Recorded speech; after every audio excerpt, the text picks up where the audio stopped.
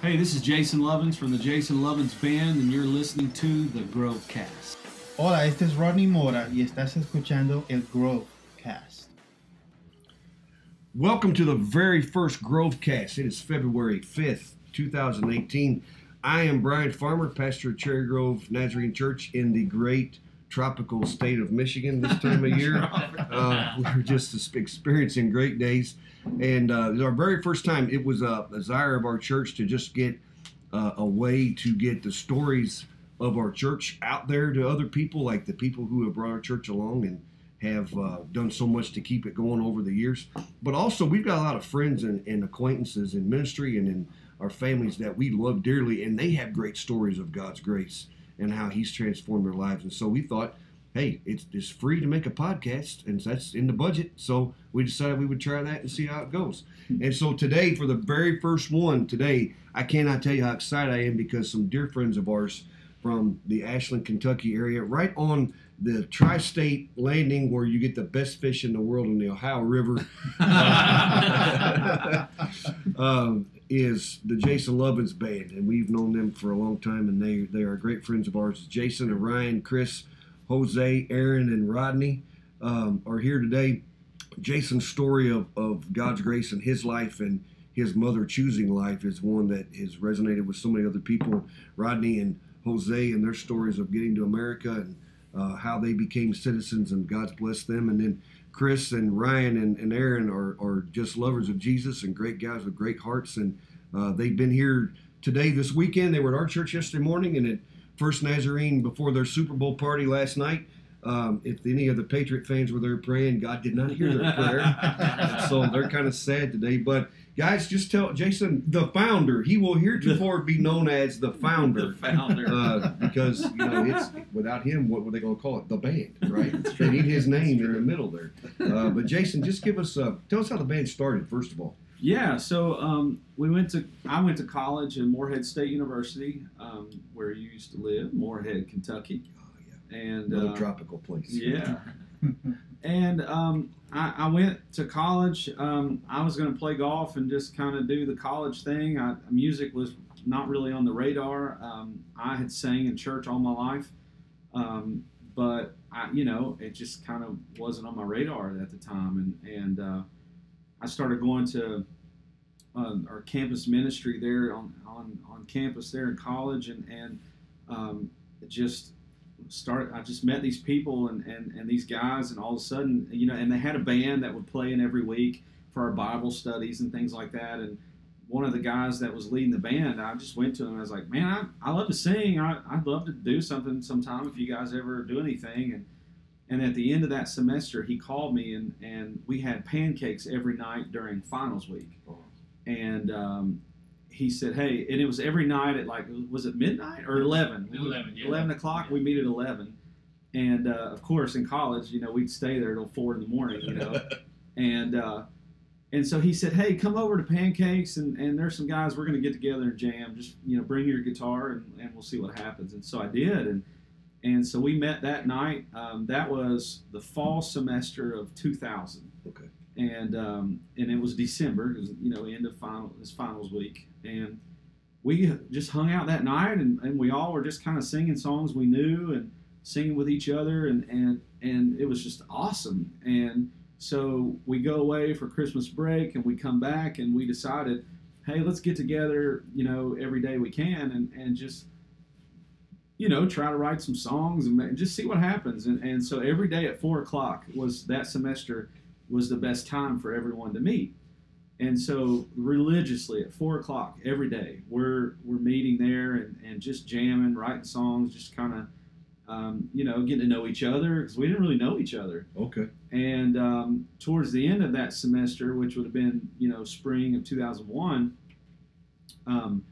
we got our first opportunity to go sing somewhere, and we were like, man, we need a band name. Like, we're a band. Like, what is happening? And the band, right? That's yeah, it. and so the secretary there at our campus ministry, she said, well, I've been calling you guys the 4 o'clock band for about 3 months now.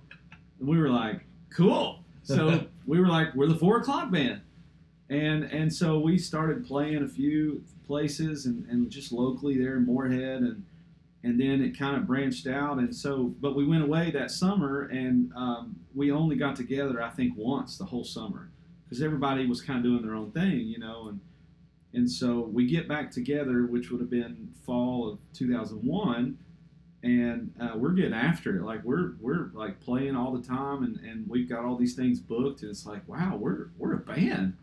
And we had no idea what we were doing. We didn't know what kind of band we were. Like we just were doing it, and just enjoying the moment, and just learning about ourselves. You're in college, you're learning about your faith more and more, and we were trying to be intentional with that, and so just kind of just filling it out and figuring it out. And so that fall semester we got. And none of these guys were there at the time. It was all different guys. Okay. And that fall semester, we were invited to go do a camp, like a tryout, basically, for the camp the next summer. It was called Centrifuge Camps. At the time, they were, some of the largest Christian camps in the country. Right. And we didn't know. I had been to one as a camper, but never dreamed I would go work one. And so we go and do that. They ask us to be the band that next summer. We were going to be at a camp in Tennessee, and so that at that point I'm like, man, this is what I'm going to do. I just knew it. And the other guys, like, it was something cool we were doing in college. They didn't really see it as a career, and I understood that. And that summer is when it all started to kind of change a little bit, and I realized, wow, I think I'm really supposed to do this. I don't know that I understood the calling or what I just felt like, man, I think I'm supposed to do this. I don't know how I'm going to do it, but I think I'm supposed to do it. And so that at the end of that summer, we went back to college, and we had been in front of just hundreds of churches that whole summer. So I started getting invited to come out of state and do all these other places. And one of our first big trips that was planned was in Arkansas. Oh, wow. And our bass player at the time, he's like, well, I can't go on that trip. He was getting ready to graduate college. He was trying to get out and, go get a real job. And so they said, well, there's this Mexican kid named Jose. He plays bass. And I was like, okay, yeah, let's see if he wants to go. I didn't know he wasn't Mexican because we were too dumb to ask. And turns out he's from Venezuela. And we met him. We were like, hey, man, you want to go to Arkansas and play bass for us this week? And I think it was literally like just a couple of days, right? Yeah. It wasn't like there wasn't a lot of time to think about it. No. And luckily, I probably wouldn't have asked you if I'd have hung out with you a little bit longer. But no. Desperation, right? And then he says, well, I have this friend named Rodney that plays piano. Do you guys play piano? Or do you have a piano player? We're like, no. Like, yeah, bring him too. So these guys literally got in the van with us and took off to Arkansas. They didn't know they had no idea who we were. We didn't know the songs. We knew nothing. Yeah, That's beautiful. They had no clue who we were. So just sight unseen. It's Yeah. like, hey, yeah, let's go. And so we hopped in the van and took off. And so that started a relationship with those two. And at that point, the band was really transitioning out, if you will, because everybody's just getting ready to graduate. One guy was getting ready to get married, and just everybody was kind of doing their own thing. And so that left me with like, okay, what am I supposed to do? And I started dating my wife. She's my wife now. My girlfriend at the time, I started dating her, and so we really felt like we were going to do ministry. We didn't know what that looked like, but she did the camps as well, and so we knew we wanted to go ahead and get married, and do the camps, and so we did. And so I put a band together. Those camps would not hire Rodney and Jose because they were here on their student visas, and it was just a lot of they were like, we can't deal with all that, and so they couldn't go, and so I had to put another band together, and that's when it kind of started to transition into like, okay, I'm doing this. Yeah. And so fast forward, it kind of, I would still do the camps, and it was just a huge opportunity, and we're starting to get invited more and more, and it's like this really turned into like, wow, this is what we're doing for a living now, and that's when it turned into the Jason Lovins Band. I didn't want my name on it, but my wife said, listen, if you have a different drummer that shows up, you're still the Jason Lovins Band. Mm-hmm. And she said, it's a cool name. I was like, yeah, it is, I guess.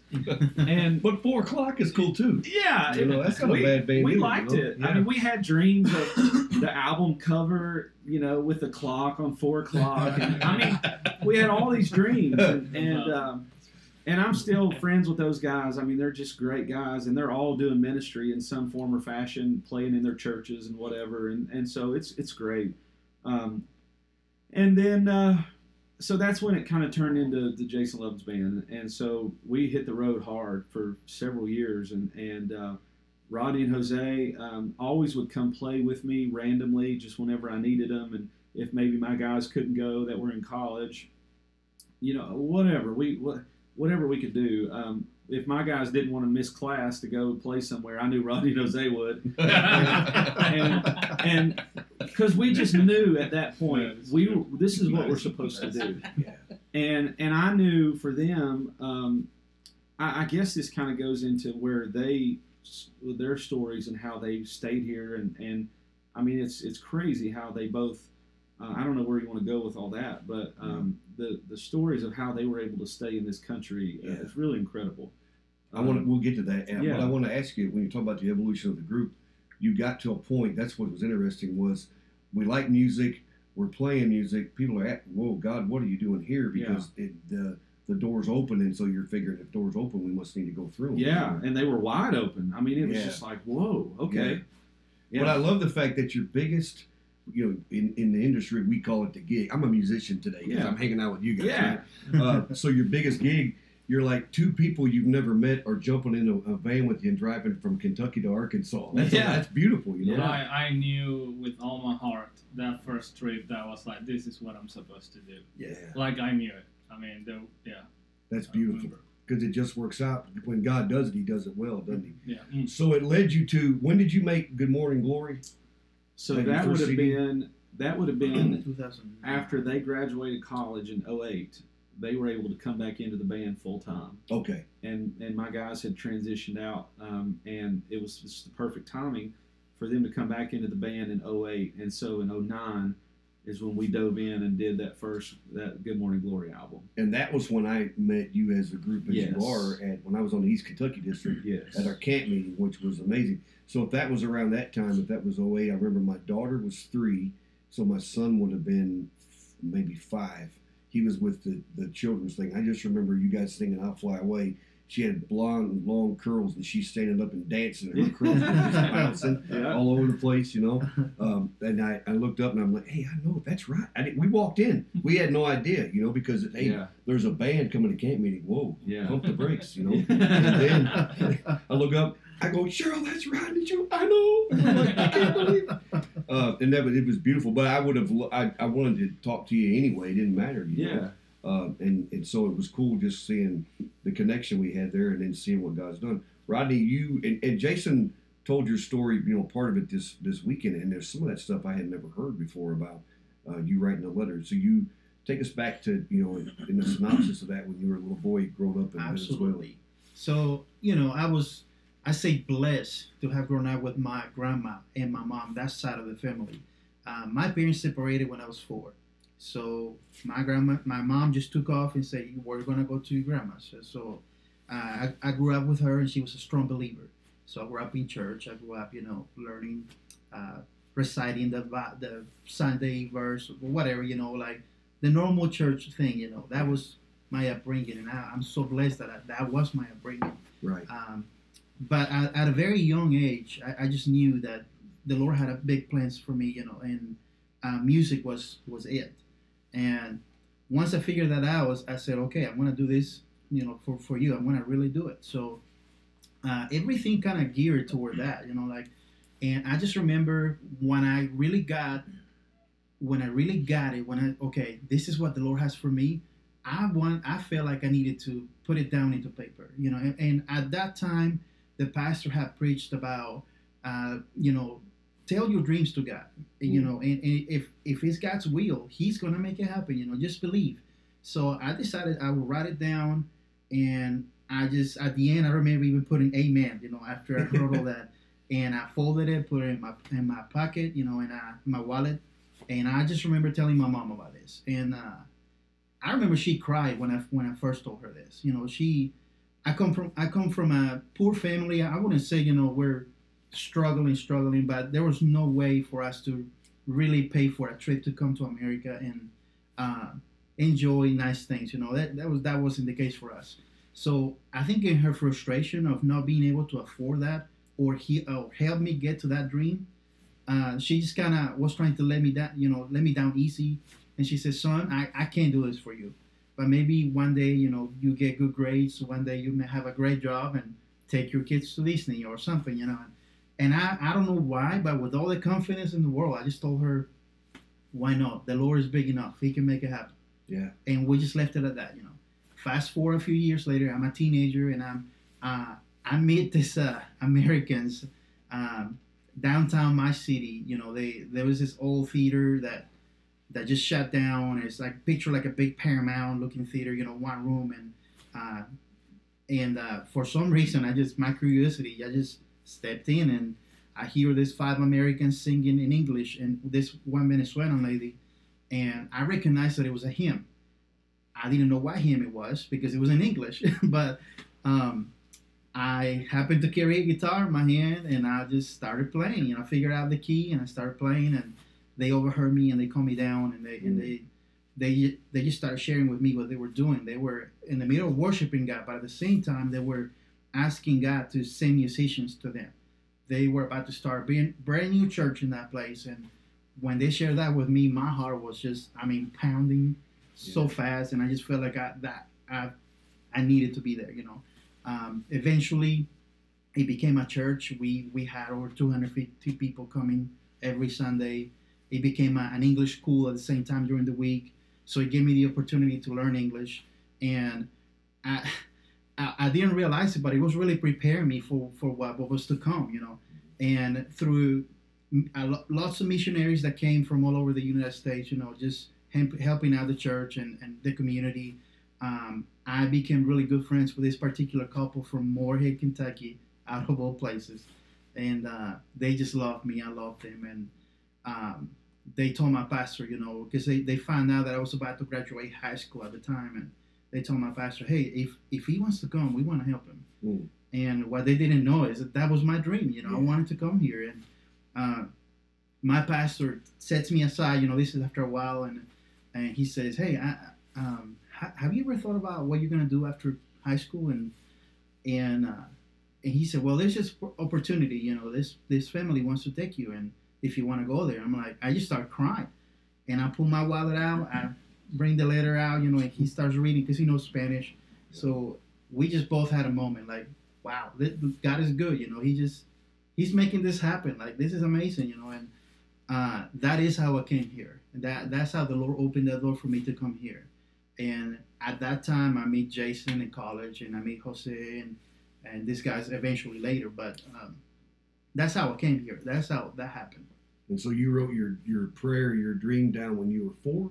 I was 10 years old. Oh, 10? But isn't it, the verse I keep thinking is, what you do in secret, God rewards openly. Yes. You didn't walk around with that letter in your hand trying to solicit. No, that was just for me, This is something that I believe that God eventually will do. I didn't have to announce it to the world, I just believed it. But the main one that needed to know knew, didn't he? That's right. And he worked it out. That's right.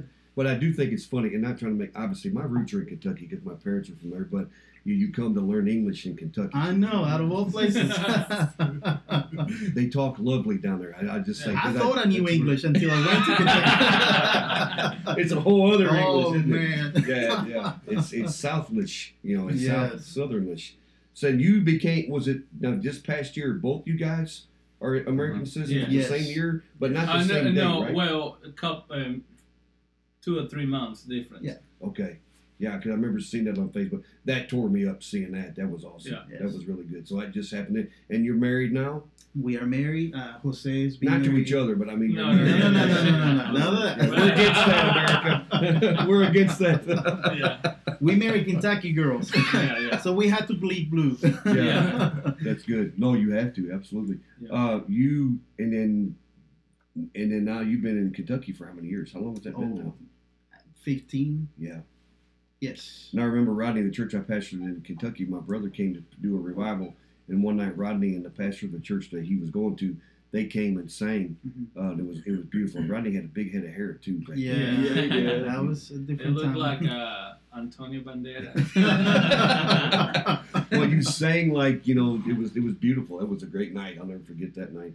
Jose, then you came this way. Your story, I haven't heard your story, honestly, before. Mine, the guys are gonna have to help me, but it's completely different than Rodney's story. I grew up in Venezuela. It wasn't a Christian family. I was, according to Jason, I was a punk kid. Yeah. And my parents had enough money to send me to college and pay for my way to go to college. And I grew up with a nanny. And, I mean, you know anybody that had a nanny growing up? Nope. I saw movies about it. But yeah, they were good with money and just good people, But the Lord changed my life when I came to the United States. I had a credit card. My parents used to send me $1,000 every month for food, and in 2002, my dad used to work for the oil company, and he got fired by the president of Venezuela. Oh, wow. At the moment, it was Hugo Chavez, and he took over the oil company, and I was just stuck here, trying to go to college, and that's when the Lord became real to me, So it's so many details and things that happen, but yeah, that's when I met Rodney. I used to take Rodney out to eat all the time, and Well, yeah, you got $1,000 meal money a month, man. Yeah. That's pretty good. and things changed where like Rodney was the one paying for my food, and, Rodney was ultimately the one that led you to the Lord. Yeah. Yeah, he was a big part and a big influence in I my can life. see that. Yeah. What was your favorite place to eat in Moorhead? La Fincas. Yeah. You worked there too, right? Yeah. Yes, I just heard that last night. Oh, yeah. This has been an educational weekend for sure. But I did. good old Ficus. That's awesome. That's Yeah. awesome. And then Rodney led you to the Lord, and then you. He didn't physically pray for me, actually, Jose, are you ready to, Maybe he did in his prayer closet. Maybe. Yeah. Well, yeah, it was Rodney's got a personal war room, thing. and It was a Jose's personal name was like that. Yeah. Rodney wouldn't tell you. He's a humble Yeah, guy. it's true. He's Yeah. too humble to But tell it was you. actually I was out with the college, their ministry, college ministry thing, and we used to go out on weekends and play and travel with the band and go to churches, and the pastor, there were a guy speaking on a Saturday, and he gave the invitation, and I was on the stage playing my bass. And I was like, man, I'm supposed to go to the altar, but I'm playing, I'm leading the invitation, in a way. And so I wrestled with that. And I remember telling Rodney, I was like, Rodney, there's something happening, man. Like somebody's poking my heart or something. And I started running. Remember, I took off. Like there was, I mean, it was crazy. Like, I'm like, Rodney, I don't know what's going on, man. And I will start running and coming, and I will come back and, dude, something in my heart is just pushing me, Yeah. And so that night I went home and I got in my room and I got on my knees and asked the Lord to forgive me. And Wow, that's awesome. That's all. And now you're married, right? Yeah. Got your own family, married and living a there. little girl and a dog. Hey, Don't talk about your wife. Yeah, well, I'm married with a little dog and no, it's not a little dog. We'll take that out. It's a dog and yeah, my wife and that's my awesome. daughter. That's awesome. And so I It wasn't planned, Ryan. if he's married, right? It's Yeah, got to yeah. be a wife there. Chris and Ryan, you guys were here last time when they made the tour. It's like a biannual thing, I guess, every 2 years, right? But now, Chris, where are you from? I'm from Huntington, West Virginia, just Huntington. across the river from Jason. Gotcha. And what's it like living across the river from a legend? Like does it resonate over there and just grab at your heart? I'd say so. Chris, by the way, let me say, and I mean this affectionately, he's the band mom. He's like cleaning up after these guys. He even brought our rugs in from the front of the church over here and doing stuff. Chris, you're fantastic. Thank you very much. May God bless you and your Thank family. you for your service. But yeah, so you're from Huntington. Yeah. And you're the sound tech. Which, by Yeah. the way, my son thinks you're like a god because he was watching you yesterday Oh, cool. with all the stuff you got in front. He goes, man, That's so sweet. that's awesome. So yeah, that's We cool. refer to him as front of house. Yeah, the correct term engineer. is front of house engineer. I'm sorry. Please forgive Hey, me. I'll take sound tech. Yeah, that's no, fine. well, whatever you need. Yeah. So what? Tell us your background. Definitely not as intricate and woven as Rodney and Jose's. He's but, still in his testimony building days. Yeah. Well, we're glad to be a part of that.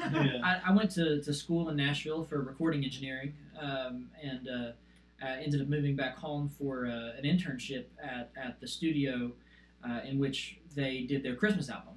And the owner of the studio, I was basically just building furniture and cleaning the scrubbing the carpets and Okay. just regular intern stuff, and the studio owner knew that I was a pretty decent guitar player. And Jason at the time was looking for really a need of a guitar player. They for almost a year had just been taking fill-ins and just couldn't get anybody to nail down. And so Jason called me, got my number and called me and took me out to eat at a local hibachi place. And for 6 months I just kind of led him on and didn't do anything. And he kept trying to get me to come out. And for some reason he kept at me and. Don't know why. I was 4 years later. so I eventually, decided to take him up on it. The timing worked out, and I got to go to a D now in Alabama with the band, and the rest is kind of history. That was 4 years ago, and about 2 and a half years ago, we ended up losing our sound guy. He took a job in North Carolina. And with my background in recording, I told Jason if you ever need me to step in, it's a lot easier to get guitar players than it would be to get somebody that can run sound well. And so we started doing that a little bit, and it kind of worked out. And that eventually, I told Jason if you find a guitar player, man, I'll step in and sound, and we'll do that. And if you find somebody on sound, I'll keep playing guitar. It's just I want to help out the band in whatever way I can.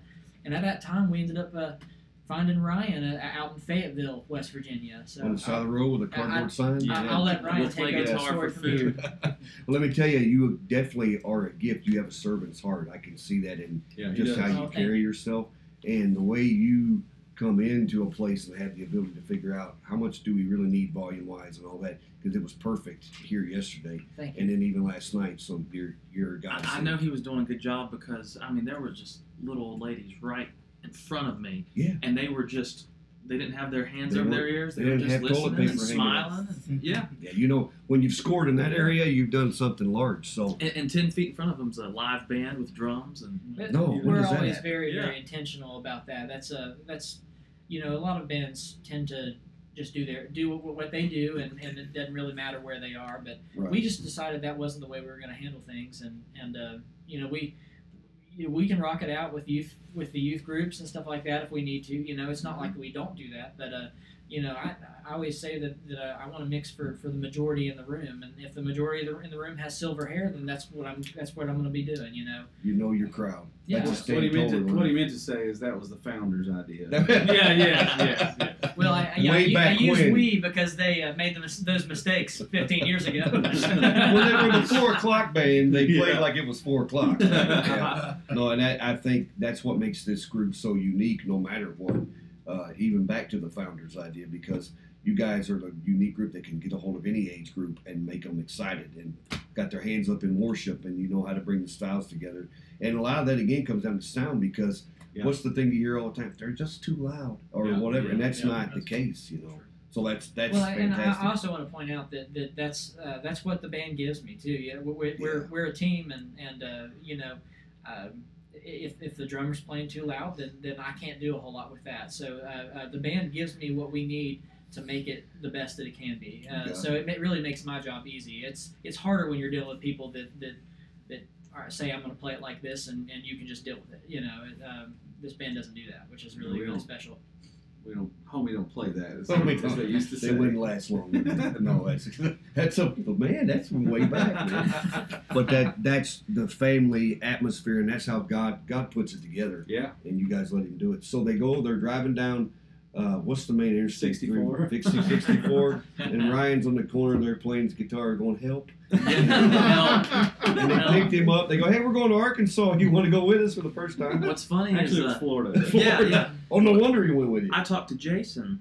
He gave me a call, and we got connected because we have a mutual friend that connected us, and when they needed a guitar player, and he said, we're leaving in Florida for Florida in 3 days. You're welcome to come with us. And here it was December. I'm thinking, I'm going to go to Florida. He said, do you play golf? And I'm like, yeah, I play golf. You're going to Florida? I said, I don't know who these guys are, but I'm going with them. And I didn't know any of them. I knew they're good guys. We had mutual friends and all that. But so I took off with them. Didn't know any of the songs. I didn't tell him how many songs he had to learn until after he committed. And I didn't.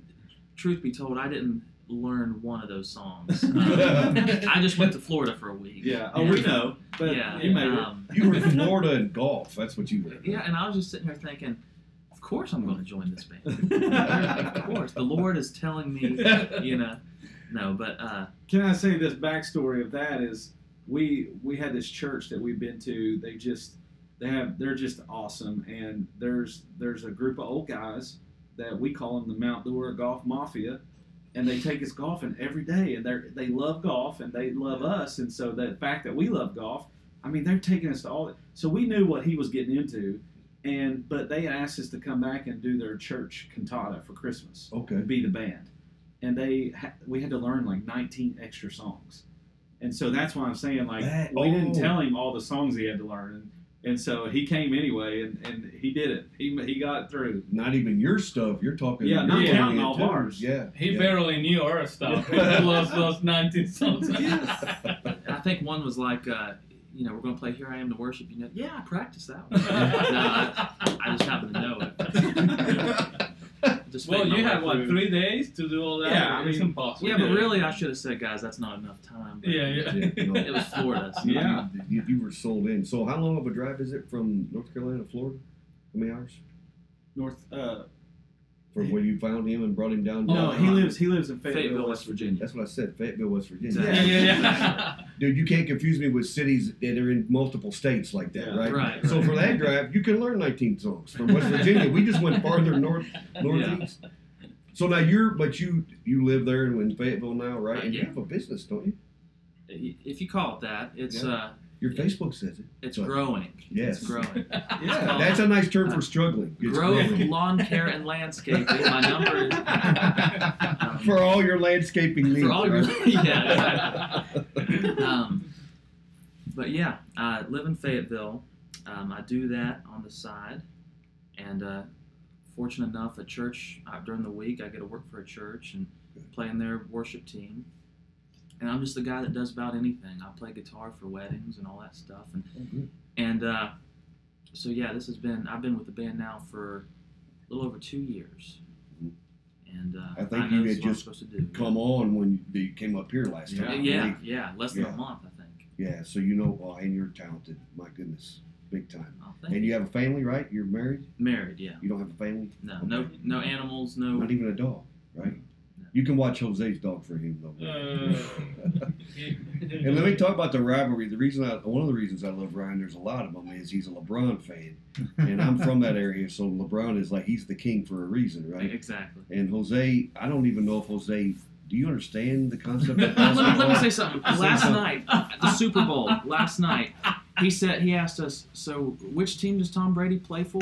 Yeah. And at that point, Yeah, that's- Cleveland. He plays for Cleveland. No, yeah. Yeah. And then he said, the New England. No, what is it that I say? the New England Eagles. That's what it is. Well, that way you're covered no matter what. Yeah. Right, so that's good, Ryan. Just a good American. You and Chris got the good American background, Jesus loving stories, don't you? You add to it. In his second weekend, no less. Aaron, what's your last name, buddy? Crozier. Aaron Crozier. And where are you from? I'm actually from a small town, northern Kentucky called Falmouth, Kentucky. I know right where that's at, man. Yeah, That's I do. awesome. I went through there a couple of times. I sneezed and missed it though, but You can't. I was in there. Yeah, they don't found it. Yep. Give us some history on Aaron. I grew up in Falmouth, and my father, who's a pastor at First Baptist Church of Falmouth, Kentucky, and they're Moorhead alumni as well. Okay. So I naturally was drawn to Moorhead State University, which I attended out of high school, and I actually met these guys at the BCM. Yeah. Okay. And, so I've known them for a very long time. Yeah. And I love playing drums. I've always played drums, and it's a passion and dream of mine to do it full time, which leads me to now. which hopefully brings us here. Hopefully, Yeah. it's something I may be able to pursue very soon. So, okay, that's a little different window than I heard. I thought Yeah. maybe you were hired, or you kind of just. No, well, like, he's hired on our end. Yeah, we're just waiting. Yeah, we're waiting to see you, it. you haven't accepted. Hey, it's different than me. I just quit my job. I just said, I'm done. I'm You're done. like the disciples. They left their nets and they went. Yeah, to right, Jesus, right. So we Aaron, are right. currently in the interview process Yeah. of Aaron. Aaron is interviewing us. Yeah. He's interviewing you guys. Yeah, exactly. So on a scale of 1 to 10, where are we at today, Aaron? Like 8. And I'm sure this is a trip that sent it over the edge, didn't it? This Right was here. one that was that I really wanted to do to try to kind of make that decision. Yeah. Because that many hours with them, you're going to find Exactly. out. I'm like, if I can't stand these guys, leave Well, me in and misery. also, his wife's birthday was yesterday, so Yeah. and It's see, no we're big used to missing those things, and Yeah. you just plan around it, and you celebrate other days, and and so really we're throwing him to the wolves, like bring him out on his wife's birthday weekend and make it happen, and That's pretty cool. and because that's the deal with this thing, man. When it's bigger than you are, you got to think through those things. But you also have to be very intentional at home, and Yeah. I mean, I can't tell you how many times. I don't know. I bet my wife and I haven't spent our actual birthdays together maybe more than once or twice Sure. in 14 years of marriage. Mhm. And so you figure it out. Yeah. You You do, because you have to be. You got to be flexible. Yeah. That's what this whole thing is all about. Because you never know. Because you book yourself, right? Yeah. You don't have an outside Yeah. booking agency or anything like that. And when you're doing that stuff, you're thinking, "Oh man, it's Janet's birthday, or Yeah. this is our anniversary, or whatever." But you're thinking it's a higher calling. Yeah. So for you, you're falling into that right off the bat. So if you Yeah. go home and your key doesn't work, you're gonna know Exactly. Mama's not happy. She could have been testing you this weekend. Yeah, Yeah. and he Let's go. knows. And all of us men know how that is. That was a test. I'm sorry. I thought you meant I could go. Yeah. I'm sure she's great with that. Oh yeah, Yeah. I'm blessed that she's at a point now where she's willing to allow me to pursue it, and That's it's good. it's amazing. So. So would you like to tell the world on my first podcast that On That's this funny. spot, I probably should call her first. I kind of feel like when the Great Beatles answer. replaced Pete Best with Ringo. Would you like to be? This is the moment Ringo joined the band. That's so great. We have it on recording right here. That's so No, great. and you're a good sport, man, because it's been a lot of fun. I always have fun with you guys. We've had more fun this weekend than I can remember. It's been really good. And let me just tell you, America, they were over at a certain house, and I don't want the authorities to know the address, but there were some explosions, and I'm sitting here thinking, man, either somebody just had Mexican last night, or they're blowing stuff up across the street. Well, they're blowing stuff up across the street over there, that's for The sure. legend lives on. So the founder's story is the one, Jason, obviously, that goes, at the core of all this, because life was chosen 36 plus years ago. Yeah. You're here.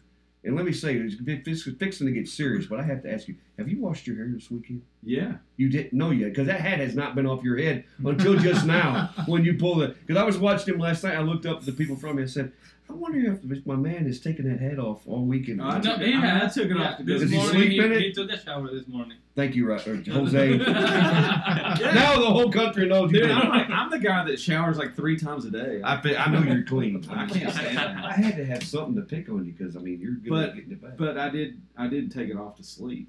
Well, I wondered about that. I mean, when you didn't know. come to Michigan, it's 8 degrees. I'm leaving this toboggan on, man. Why do you think you got 4 times the hair I do? That's why I got a hat on, man. But I know you tell your story, but you don't get tired of it because it's your Yeah. story. Yeah. Right? But take us back to how things started. Yeah, so for me, I never talked about my story until the band started. It just wasn't something I didn't want people to feel sorry for me. It didn't bother me, and I didn't want it to bother other people. And that's kind of how that was for me. And so when the band started, I was up in front of a church one night and just started telling my story, and I saw the impact that it was having on people, and it kind of weirded me out. I'm like, wait a minute, like I don't want to make a big deal about this. And the pastor came to me afterwards and he said, I don't think you realize what the Lord's going to do with this, but you have to promise me you're going to keep telling that story. And it was easy for me to talk about, but again, I didn't want to make it weird for other people. Yeah. So I just didn't talk about it. And so after that night, though, when he encouraged me to do that, I thought, well, yeah, I mean, I think maybe this is why I'm supposed to do this. And so I've basically told the same story every time for years now, and I always just start off by telling people, well, my story is this. My mom at 15 years old was raped walking home from the pool one day. And I know the initial reaction is always like, wow, you poor kid. And I just tell people like that's just not how it was. So my mom had 4 other brothers and sisters. My grandma said, your mom was my really good kid. And she said, I just missed it. She said, I was too busy chasing around all these other kids, and I just missed it. And my mom was very naive for 15. She'll tell you she didn't know anything about babies. My mom wears hearing aids. She speaks fine. She's just hard of hearing. And so at 15, she was very shy, backwards, just didn't talk a lot even, And my grandma described her as her shadow. She said she was always right there with me. So I don't always tell this because it's just too long of a story, but my mom was pretty much a tomboy in the sense of like she was very athletic and like she played baseball with the boys. So my grandma said it was nothing for her to go play basketball with all the dudes at the pool and come home and be all scratched up and roughed up just because she'd been playing with all the guys, and like it wasn't a thing. And so she said she remembers her coming home and looking a little out of sorts, and just never thought anything of it because that was normal. And my mom told me a very long time ago that she just didn't really remember it. And when I first heard that, I remember thinking like, how do you not remember that? And I had plenty of people tell me that, in cases of just such trauma, that your mind can literally block it out as if it never happened, and that's kind of what happened. And so she just didn't remember it. Didn't tell anybody. Months went on. She was gaining weight. My grandma said she noticed she was gaining weight. And just, again, didn't think much of it, but then noticed it more and more and thought, well, that's odd. So finally, my mom said one day she was laying back on the couch watching TV and had a plate resting on her stomach and was eating, and the plate moved a little bit. And again, when I first heard that as a kid, I'm thinking like, that's crazy. But I've had lots of moms tell me, yes, babies really do kick that hard. And so my mom was freaking out thinking, something's wrong with me. I've got an alien inside of me. Like, Right. I mean, imagine somebody who's so naive that you really don't understand anything about babies. And then you're like, whoa, wait a minute. And so it really freaked her out. And so she told my grandma, I'm sick. I need to go to the doctor. And my grandma said, well, she's gained weight. Let's take her to the doctor and see what the doctor says. And she was months into it at this point. And the doctor came out and said, well, she's pregnant. And after the initial shock wore off, I tell people I had a praying mama who said, we're going to go to church and we're going to pray. For those of you who are not as country as I am, mama is my grandma. I always like to clarify that. That's good. So, at that point, they're talking about choices. They're talking about things that they've got to figure out how they're going to do this.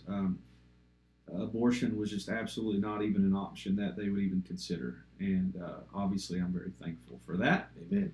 And adoption, though, was very much an option that they talked about. And my mom tells me the story that when she heard my heartbeat for the first time, she told my grandma, I want to keep it. And I always tell people I'm positive that my 15-year-old mom did not know what she was getting herself into. But my grandma did and said, okay, we'll do it, and there's actually lots of things. There's even laws that they're trying to pass in different places about that, being able to hear the heartbeat. And I'm not smart enough to know all that, but it's because there is something when you hear that heartbeat. They want to pass it where you have to see the ultrasound and hear the heartbeat before that happens. Before you're allowed to make the decision. Changed a lot of minds. Yeah. And so that's it. That was real life, So it does really happen, and so they're trying to figure out life. My mom has me. She turned 16 a couple of months later and goes on about life as normal as what you would think it could be at that point. But my grandparents were always more like my parents. My mom was always more like an older sister. It's just how it was, but that was normal to us. And so I always tell people, my earliest childhood memory, I always tell this because it's fun. I remember the black and white hats flying in the air as plain as day, and then I see a picture, and it was my mom's high school graduation, and I'm like, I remember that. There's a picture of me in a little suit, with big blonde hair, fro, and because I got such a big head, and it's true, But it's clean hair. It is. Clean hair. Clean.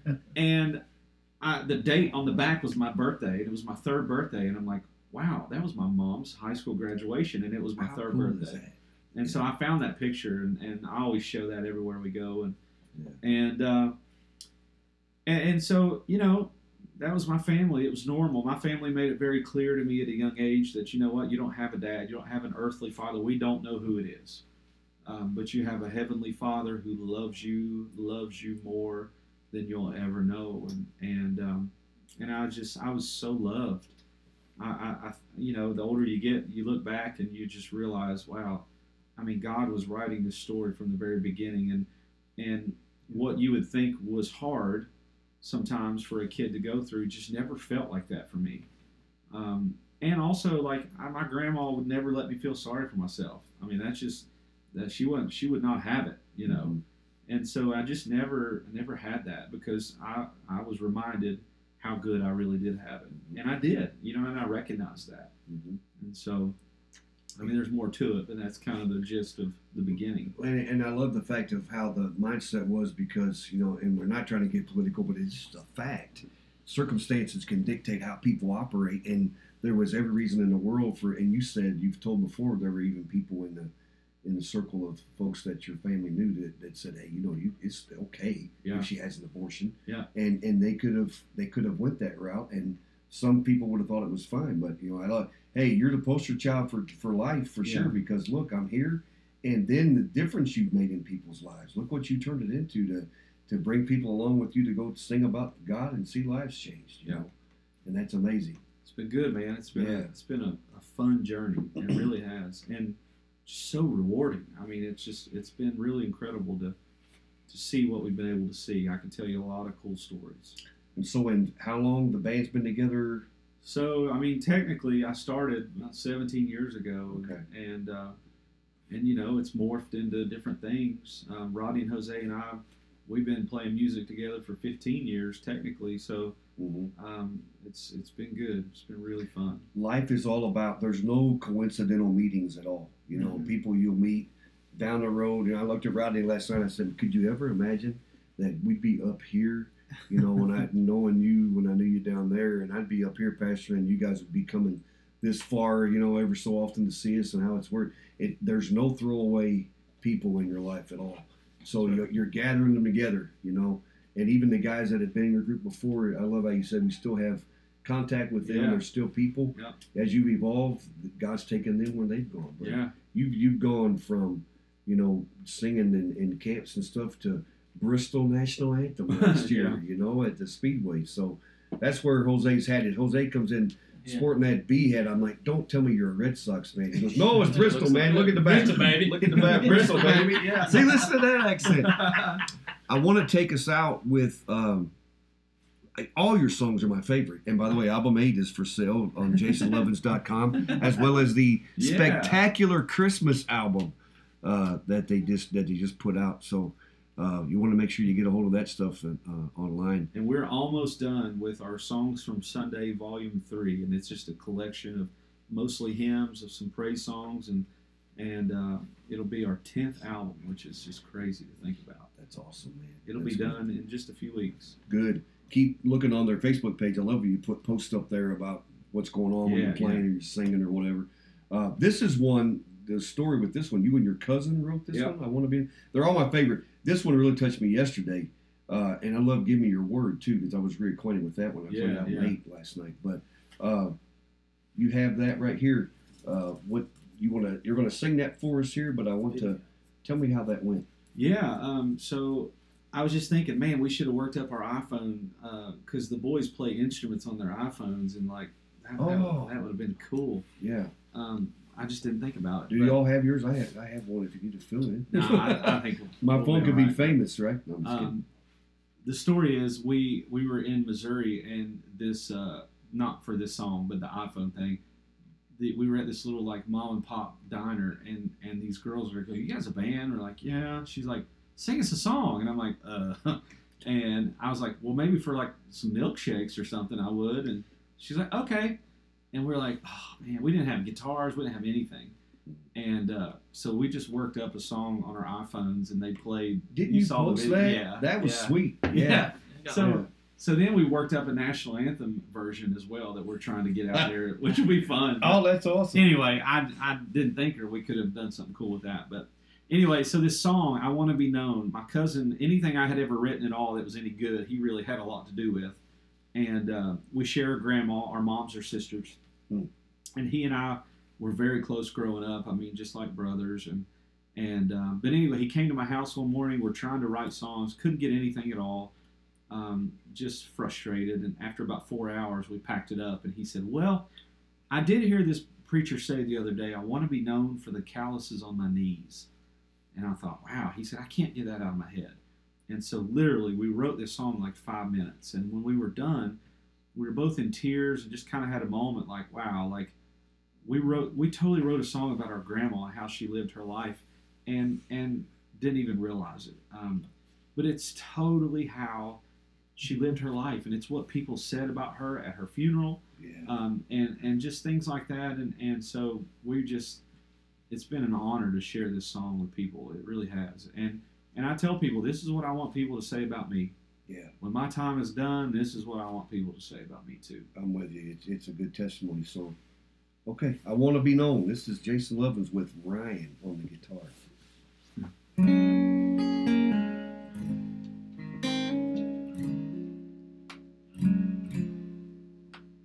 I want to be known for the calluses on my knees. I want to be known for being rooted like a tree. I want to be known for being strong in times when people need. I want to be known for the calluses on my knees. I want to be known for the time I spend in prayer. I want to be known for reminding us you're always there. When people say my name, I want your name to follow soon. I want to be known for the way that known you. When people think of me, they think of you. When people speak of me, they speak of you. When my days have seen their end, your song will still carry through. 'Cause I want to be known for the way that I've known you. I want to be known for loving like you do. I want to be known for your mercy and your truth. When troubled times may come, I've been a friend that follows through. I want to be known for loving like you do. When people think of me, they think of you. And when they speak of me, they speak of you. When my days have seen their end, your song will still carry through. 'Cause I want to be known for loving like you do. I want to be known for loving like you do. That's a little remix, but That was beautiful. Thank Thank you. you. Thank you for sharing that moment with us. That's become one of my favorite songs since Thank you you. sang Me it too. before. It's a great testimony song for sure. My cousin is in the music industry, and there's a thing he put up on his Facebook one time. He said a definition of musician: guys that load thousands of dollars worth of equipment into a $500 car to drive 800 miles to get $50. That kind of defines it, doesn't it? we've Yeah. been there, done that. Yeah, I'm sure you have. But you know, you do it anyway, and it always evens out. You Yeah. know, God always takes care of you. So, It's true. for the first Grove cast ever, Yeah, man. thank you. When this thing goes down in history, in a flaming fire, no, it's a great ministry. I'll always be able to be honored to know you guys were on the first one, because you got some driving to We're do to honored get to back do it. home today, and it take an hour, another hour out of your time to do this for us. I appreciate Yeah, that. very, truly very honored much. to do it, man. Well, We love you, so when you asked, it was no brainer. Thank you. I appreciate it. The founder, and Ryan, and Chris, and Jose, and Aaron, and the cameraman Rodney Mora over here. It's been a great time today, guys. God bless you. You go around what you're doing. We pray for you every day, and just keep doing what you're doing. And Aaron, I can't wait to see that press release, man. New drummer of the Jason Lovins Band. Yeah, Right? man. Yeah. Maybe Hey. welcome. But will you please make welcome? Yeah. But thanks, you guys. It's been my honor Thank today. you. My Thank pleasure. you, bro. Thank you. Thank you.